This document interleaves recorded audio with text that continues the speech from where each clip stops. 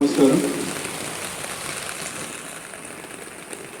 ప్రపంచ పులుల దినోత్సవ సందర్భంగా మరి పాండవుల గుట్టలో ఈ ప్రోగ్రాము ముందుండి అరేంజ్ చేసి మరి ఇక్కడికి వచ్చిన మన మాజీ భూపాలపల్లి పురుషోత్తం గారికి, మన భూపాలపల్లి మాజీ ఎంపీఓ తారయ్య గారికి, మన భూపాలపల్లి ఎంపీ పాల్గొన్న రాయపూర్ ఎంపీ సంజీవ్ గారికి, అదేవిధంగా మరి ఎంతో కష్టపడి వర్షంలో కూడా మనకి ప్రకృతిపై ప్రేమ చూపిస్తూ ఇక్కడికి వచ్చిన మన యునైటెడ్ ఫోరం ఫ్రంట్ ప్రతినిధులు శ్రవణ్ కుమార్ గారికి, రాజు గారికి, అదేవిధంగా భూపాలపల్లి ఎకో క్లబ్ ప్రతినిధులు మన సాజద్ అలీ గారికి, స్నేహితులు రహీం గారికి, రాహుల్ గారికి, మన ముఖ్యంగా మన భూపాలపల్లి సిబ్బంది చేయాల్సారు, ఇప్పుడు చేయాల్సారు అందరికీ కూడా మరొకసారి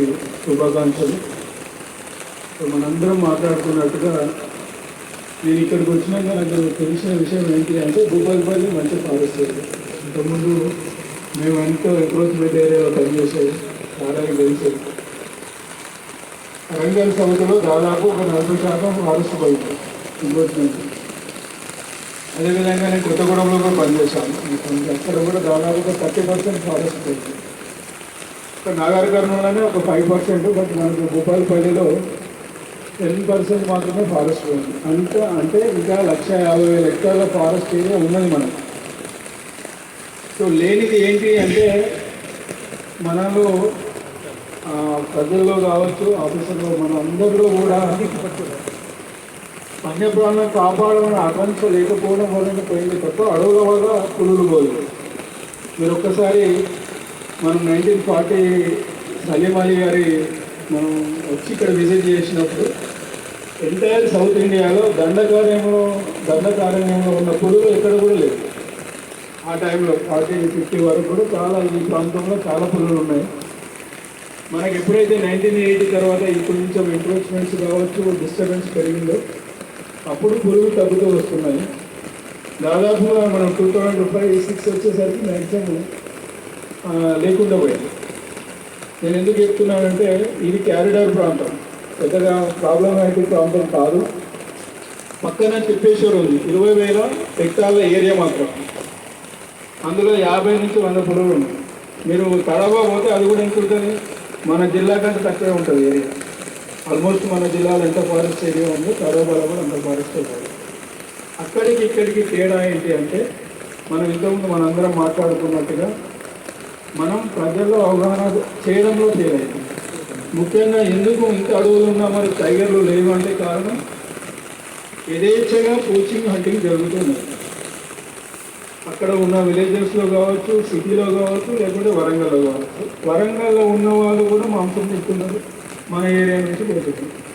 అది జరుగుతూనే ఉన్నది. ఈ ప్రైవేస్ లేదు, టైగర్ వచ్చి పైన ఎందుకు పోయింది?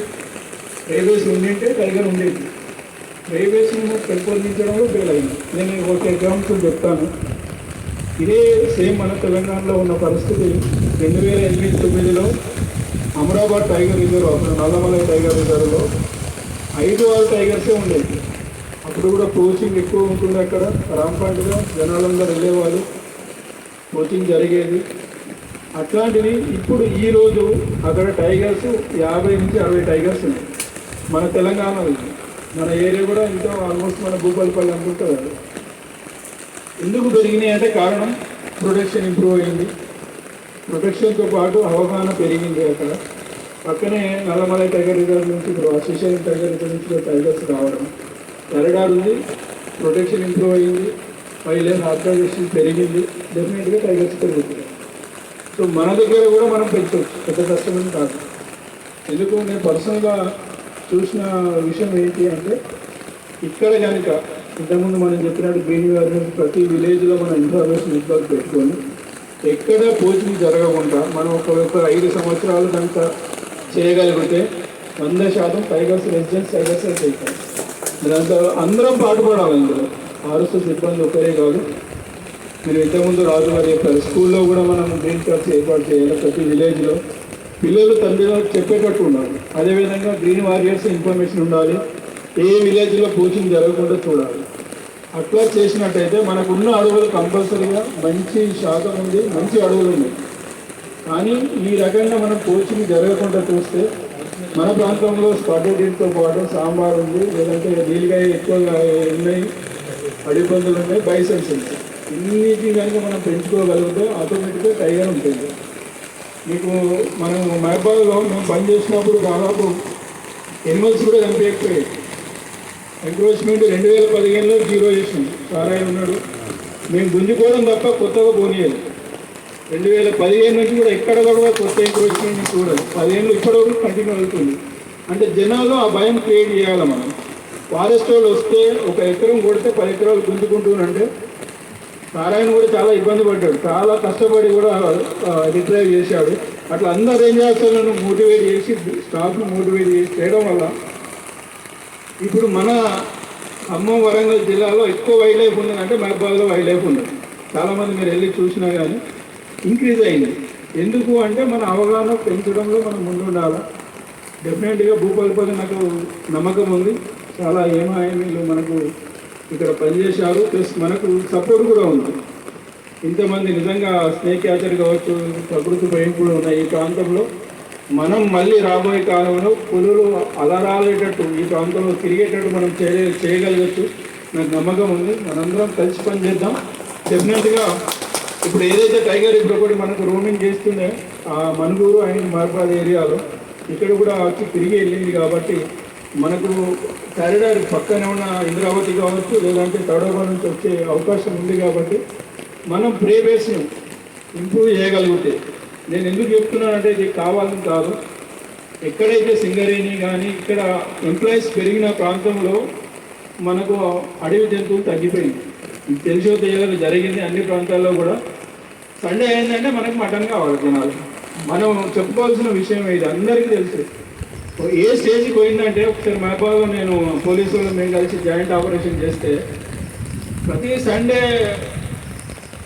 వైల్డ్ మీట్ దొరకగా వాడు ఏం చేస్తుండ్రు, లోకల్కి వెళ్ళి 100 రూపాయలకు మామూలుగా దూడ మాంసం తీసుకొచ్చి అమ్మినారు, అడవి మాంసం అని చెప్పి. అంటే అట్లా జరుగుతుంది. ఎందుకంటే మన జిల్లాలో మనం చదువుకున్న వాళ్ళమే అడుగుతున్నాం, సండే అయిందంటే మాకు దొరుకుతున్నాయి. ఇప్పుడు వరంగల్లో అడుగుతున్నారు, ఇక్కడ అడుగుతున్నారు.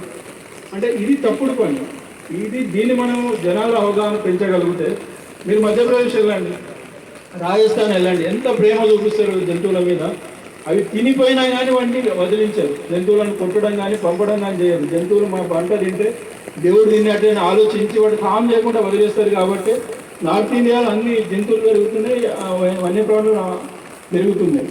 మన దగ్గర మనం అవగాహన కల్పించాలా. డెఫినెట్గా మనందరము ఇన్వాల్వ్ అయ్యి విలేజ్లో ఎక్కడ చిన్న ఇన్సిడెంట్ జరిగినా మనకు తెలిసిన డెఫినెట్గా దాన్ని మనం వెంబడబడి దాన్ని కేసు చేసి వాళ్ళని జైలుకి పంపితే ఆ భయం అనేది వస్తుంది. నిన్న నాకు నాగర్కర్ నుంచి ఒక ఫోన్ వచ్చింది. అక్కడ ఏమైంది, వాళ్ళు ఊరోళ్ళందరూ కలిసి సాంబార్ను చంపేశారు, పాలు వేసుకున్నారు, అంతా తిన్నారు, ఇంటికి సప్లై చేసుకొని పోయారు. అక్కడ సపోర్ట్ చేసిన లోకల్ స్టాఫ్ కూడా ఇన్వాల్వ్ అయింది. అంటే ఏ రకంగా ఉన్నదో ఆలోచించండి. నేను ఒక జనాలే అనట్లేదు, అందరం కలిస్తేనే ఆగుతాయి. అంతే తప్ప ఒక ఫారెస్ట్ వాళ్ళే చేయాలా లేకుంటే జనాలే చేయాలని కాదు. అవేర్నెస్ అనేది మనలో రావాలి. అక్కడ మళ్ళీ పోనీ ఎడ్యుకేషన్ కాదా అంటే అందరు ఎంప్లాయీస్ కూడా ఉన్నారు అందరూ తిన్నవాళ్ళ దాంట్లో. రీసెంట్గా నాకు ఫొటోస్ ఆ వీడియోస్ వచ్చాయి. అంటే ఇది కామన్గా ఆలోచిస్తున్నాం. మనం ఏమనుకుంటాం, మన బీట్ ఆఫీసర్కి ఇన్ఫర్మేషన్ వస్తే తినలేదు అనే ఆలోచన ఉండకూడదు. అట్లనే ఎవరికైనా తెలిసిన విలేజెస్లో కానీ ప్రకృతి ప్రేమికులు కానీ మీకు ఇన్ఫర్మేషన్ వచ్చిందంటే డెఫినెట్గా మనకి ఇన్ఫర్మేషన్ ఇవ్వండి. కంపల్సరీ వాళ్ళని జైలు పంపించే ప్రయత్నం చేద్దాము. ఆ రకమైన భయం ఉండాలి. అప్పుడే వన్యప్రాణులు పెరుగుతాయి. వన్యప్రాణులు పెరిగిన తర్వాత టైగర్స్ ఆటోమేటిక్గా నువ్వు వాటిని పిలవాల్సిన అవసరం లేదు, మనము రిలీజ్ చేయాల్సిన అవసరం లేదు, ఆటోమేటిక్గా అవే వస్తాయి. టైగర్ వచ్చిందంటే మనకు అడవి కూడా ఎంక్రోచ్మెంట్ కాకుండా ఉంటుంది. డెఫినెట్గా ఎంక్రోచ్మెంట్ తగ్గింది. మనందరం కూడా ఈ రకంగా మనము ప్రజల అవగాహన పెంచితే డెఫినెట్గా మనము రాబోయే కాలంలో భూపాలపల్లిలో మంచి టైగర్ రిజర్వ్గా మనం చూస్తాము. దానికి ఇంత కష్టపడి వర్షంలో ఇంత దూరం నుంచి మరి వరంగల్ నుంచి వచ్చిన అందరి స్వచ్ఛంద ప్రేమికులకు ధన్యవాదాలు తెలుపుతూ మరి మా సిబ్బంది కూడా ధన్యవాదాలు తెలుపుతూ ముగిస్తున్నాను. Thank you very much.